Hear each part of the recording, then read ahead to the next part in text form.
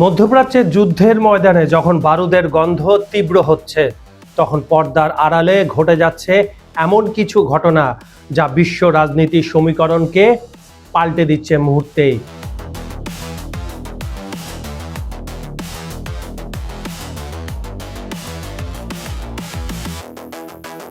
একদিকে ইরানের রহস্যময় সাবেরিন ও নোহেদ বাহিনীর রণকৌশল দেখে ঘুম হারাম হয়ে গেছে পশ্চিমা গোয়েন্দাদের। অন্যদিকে পেন্টাগনের চরম গোপনীয় মার্কিন রণতরীর মুভমেন্ট এখন ইরানের হাতের মুঠোয়। কিন্তু কিভাবে সম্ভব হলো এই তথ্য পাচার? এর নেপথ্যে কি বেইজিং এর কোনো অদৃশ্য হাত রয়েছে? খবর সংযোগের জিওপলিটিক্যাল অনুষ্ঠানে আজ আমরা উন্মোচন করব চীনের সেই সিভিল মিলিটারি কৌশলের রহস্য যা মার্কিন স্টাইলের বোমারু বিমানের যোগাযোগও আজ হুমকির মুখে ফেলে দিয়েছে। শুধু তাই নয়, ইস্পাহানের মরুভূমিতে মার্কিন দম্ভের প্রতীক C-130 ও ব্ল্যাক হক হেলিকপ্টারে ধ্বংসাবশেষ কেন ডোনাল্ড ট্রাম্পের দাবিকে প্রশ্নবিদ্ধ করছে তা জানতে ভিডিওটি শেষ পর্যন্ত দেখুন।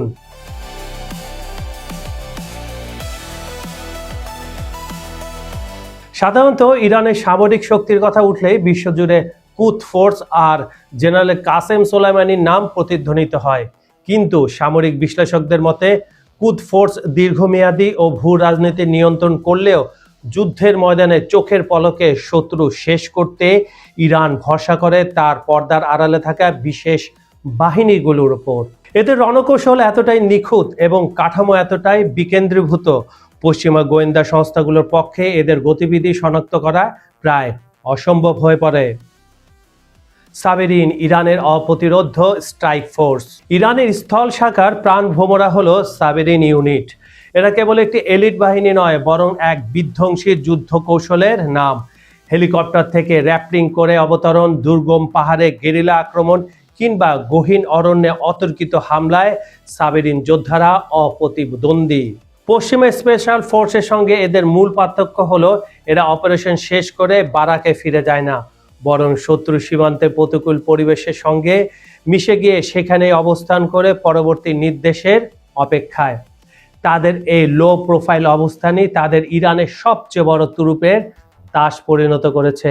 ইরানের নিয়মিত সেনাবাহিনী বা আর্টেসের গর্ব হলো 65তম এয়ারবর্ন স্পেশাল ফোর্সেস ব্রিগেড, যা বিশ্বজুড়ে নোহেদ নামে পরিচিত। মাথায় সবুজ ব্যারেট পরা এই যোদ্ধারা মূলত গোয়েন্দা তথ্য সংগ্রহ এবং সরাসরি কমব্যাট অ্যাকশন বা ডিরেক্ট হিটে পারদর্শী। 2016 সালে সিরিয়ার যুদ্ধক্ষেত্রে নেহেদ বাহিনীর উপস্থিতি বিশ্বকে অবাক করে দিয়েছিল। প্রথাগত সেনাবাহিনী হয়েও বিদেশের মাটিতে ছায়াযুদ্ধ এবং কমান্ডো অভিযানে তাদের পারদর্শিতা প্রমাণ করে ইরান কেবল তার সেনাবাহিনীর উপর নির্ভরশীলতা নয়, তাদের নিয়মিত অন্য বাহিনীর কামড়ও সমান বিষাক্ত। সমুদ্রের ত্রাস, SNSF, পারস্য উপসাগর ও হরমুজ প্রণালীর কৌশলগত জলসীমায় দাপিয়ে বেড়ায় ইরান সেনাবাহিনীর শক্তিশালী ইউনিটের নৌবাহিনীর বিশেষ শাখা SNSF। এই ডুবুরি ও উভয়চর বাহিনীটি সমুদ্রের জাহাজ জব্দ করা কিংবা শত্রু নৌবহরের গতিপথ রুদ্ধ করে দেওয়ার সিদ্ধহস্ত, মানে তাদের চুটকির ব্যাপার। উপসাগরে বিভিন্ন গোপন দ্বীপে এদের স্থায়ী ঘাঁটি রয়েছে, যেখান থেকে তারা চোখের পলকে অপারেশন চালিয়ে আবার মিলিয়ে যেতে পারে নীল জলরাশিতে। ফাতেহিন ও বাসিজ, অতন্দ্র প্রহরী। এই তালিকায় আরও রয়েছে বাসিজ বাহিনীর বিশেষ শাখা ফাতেহিন। যদিও বাসিজ মূলত অভ্যন্তরীণ নিরাপত্তার জন্য পরিচিত, কিন্তু ফাতেহিন ইউনিটের যোদ্ধারা সিরিয়ার রণাঙ্গনে তাদের রণকৌশল ও সাহসিকতার প্রমাণ দিয়েছে। বড় কোনো সংকটে এরা মূল বাহিনীকে স্থানীয় তথ্য ও জনবল দিয়ে সহায়তা করে, যা ইরানের প্রতিরক্ষা ব্যবস্থাকে একটি নিচ্ছিদ্র জালে পরিণত করে।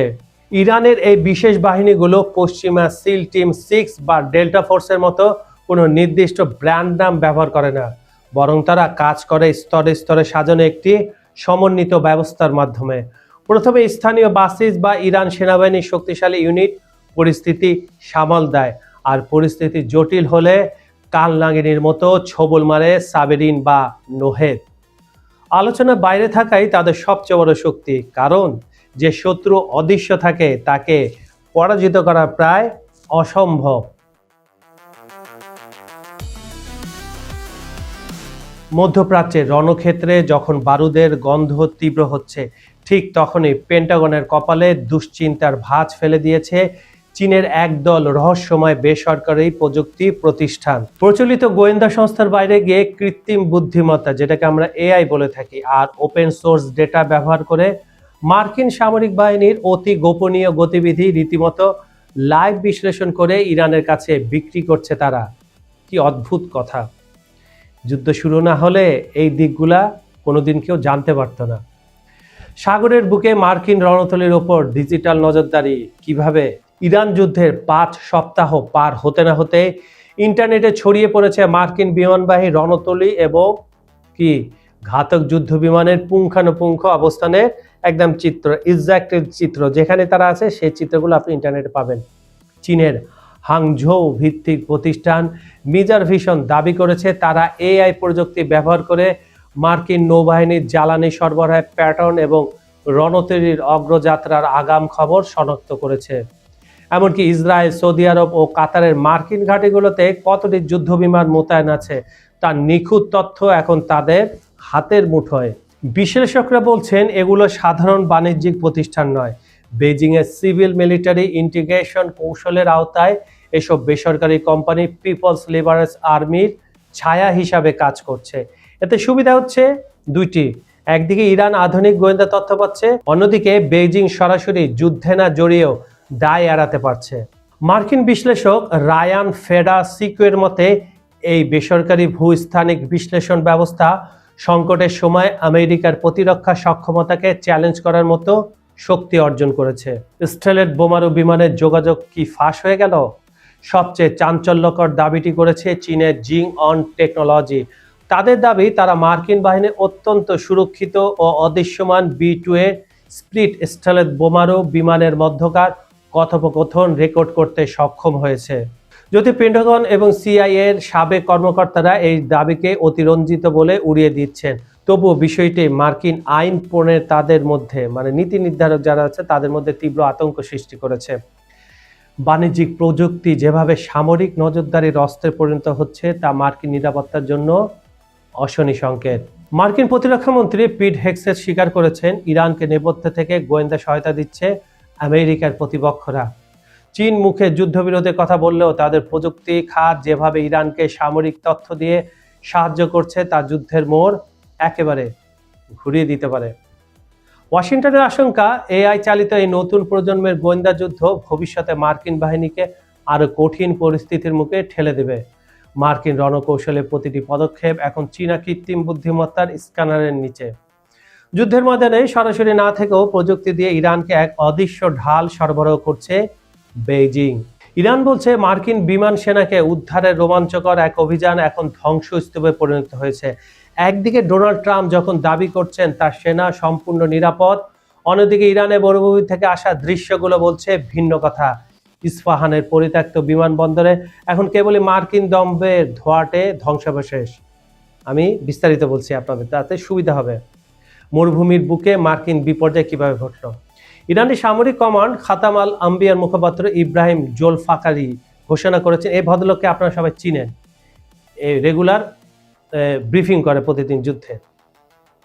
মার্কিন উদ্ধার অভিযানটি কেবল নস্যাতে হয়নি, তিনি এসব কথা বলেছেন, বরং পেন্টাগনকে চরম মূল্য দিতে হয়েছে। ইরানের দাবি 2টি C-130 বিশাল সামরিক পরিবহন বিমান ভূপাতিত করা হয়েছে, যার ভিডিও ছবি পুরো ইন্টারনেটে এখন সয়লাভ হয়ে আছে। 2টি ব্ল্যাক হক হেলিকপ্টার ধ্বংস করে মাটিতে মিশে দিয়েছে ইরানি বাহিনী। রাষ্ট্রীয় টেলিভিশনে প্রচলিত ভিডিও ফুটেজে দেখা যাচ্ছে বিস্তীর্ণ মরুভূমিতে ছড়িয়ে ছিটিয়ে আছে পুড়ে যাওয়া বিমানের কঙ্কালগুলো, যেখান থেকে এখনো কুণ্ডলি পাকিয়ে ধোঁয়া উঠছে, যা মার্কিন সামরিক শ্রেষ্ঠত্বের ওপর এক বড় আঘাত হিসাবে দেখছে তেহরান।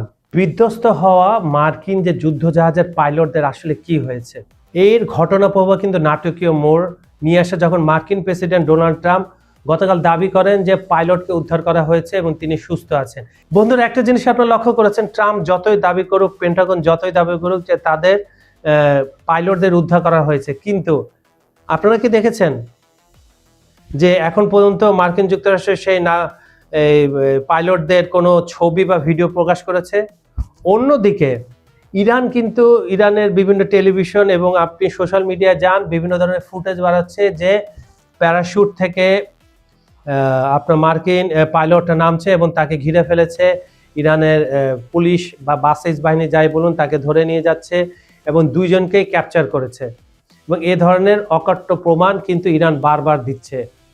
ট্রাম্প বা মার্কিন যুক্তরাষ্ট্র মুখে বলছে যে আমরা খুব সুন্দরভাবে তুলে এনেছি, কিন্তু তাদের ভিডিও ফুটেজ দেখাচ্ছে না। এর পরের প্রশ্ন আমি আপনাদের করি, ওই পাইলটদের উদ্ধার করতে গিয়ে যে বিমানগুলো আর যে হেলিকপ্টারগুলো আক্রমণের শিকার হয়ে মাটিতে নেমে পড়লো, সেখানকার পাইলটগুলো কোথায়, সেখানকার ক্রুগুলো কোথায়, সেখানকার বিমান বাহিনীর লোকজনগুলো কোথায়?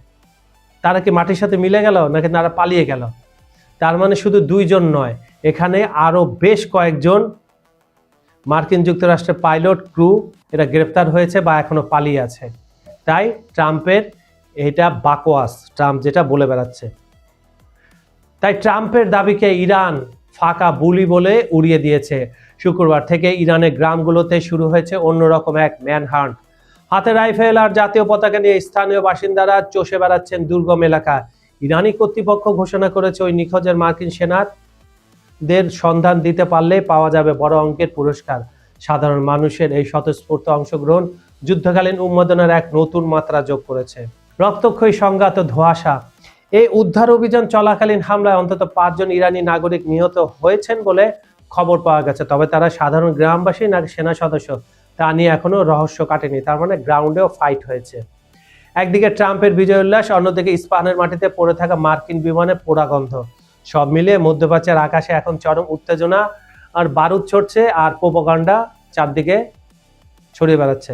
বাস্তব পরিস্থিতি ইরানের সশস্ত্র বাহিনীর শ্রেষ্ঠত্ব প্রমাণ করলেও ট্রাম্প কেবল বিভ্রান্তিমূলক বক্তব্য দিয়ে যাচ্ছেন বলে জানাচ্ছেন ইব্রাহিম জুলফাকারি, মুখপাত্র খাতাম আল আম্বিয়ার। কারণ তারা এই কথা বলছে, আরেকটা কারণ আছে বন্ধুরা, সেটা হচ্ছে মার্কিন যুক্তরাষ্ট্র বলছে তারা উদ্ধার করে ফেলেছে।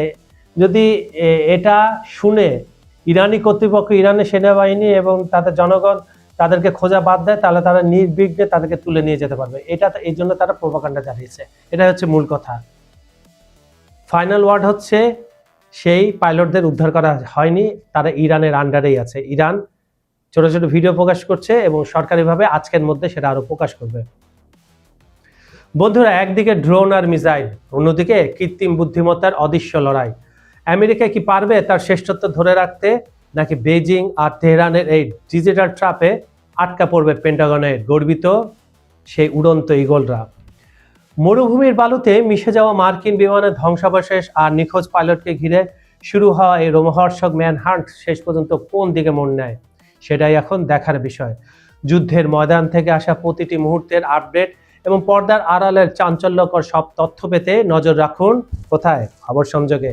আপনার কি মনে হয়, মার্কিন পাইলট কি সত্যি নিরাপদ, নাকি তিনি এখন ইরানের কোনো গোপন আস্তানায় বন্দী? আপনার মতামত কমেন্টে জানাতে ভুলবেন না। আপনার প্রতিটি মন্তব্য আমাদের কাছে গুরুত্বপূর্ণ। আজ বিদায় নিচ্ছি, দেখা হবে পরবর্তী বুলেটিনে। এতক্ষণ আপনাদের সঙ্গে ছিলাম আমি কাজল হায়দার। সবাই ভালো থাকবেন, সুস্থ থাকবেন, নিরাপদে থাকবেন। আল্লাহ হাফেজ।